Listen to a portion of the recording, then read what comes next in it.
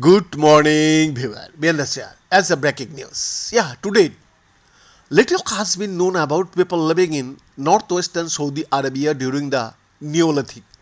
The period, traditionally defined by the shift to humans controlling food production and settling into communities with agriculture and domesticated animals.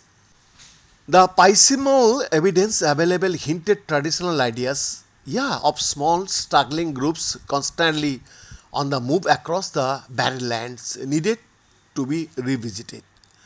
Now, an Australian-led team has released new research in the journal Levant on monumental buildings we call standing stone circles.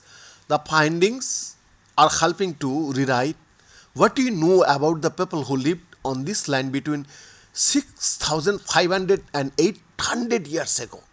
Our evidence reveals what they ate, what tools they used, and even the jewelry they wore. It leads us to think these people were not struggling so much after all, but rather had found complex and strategic ways to thrive on the land for millennia. Over the first 5 years, our team of researchers has studied 431 standing stone circles in the Al Ula and Khyber regions of northwest Saudi Arabia. As part of an ongoing project sponsored by the Royal Commission of Al Ulia of the 431 structures, 52 have been surveyed in detail and 11 excavated.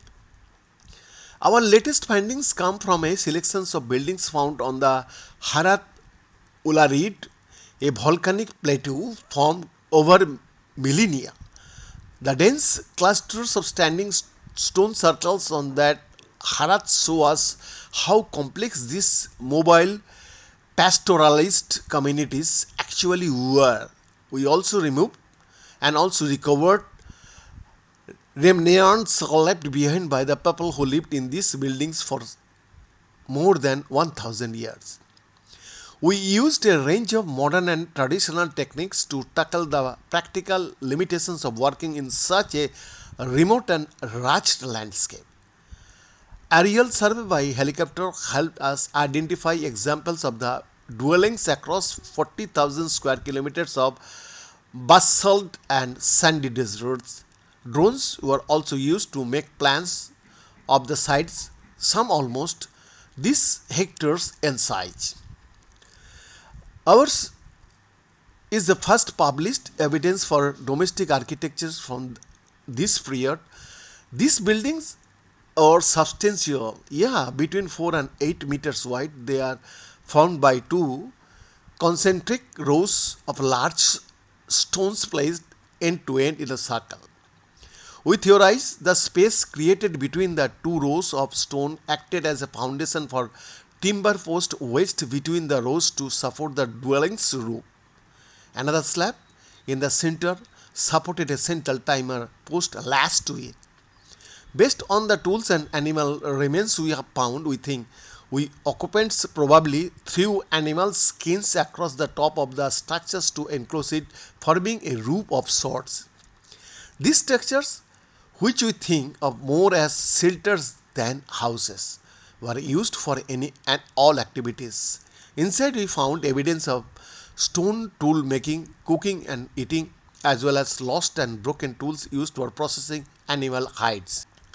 Our analysis of the animal bones found inside the structures shows these people mostly ate domesticated species such as goats, sheep and smaller number of cattle.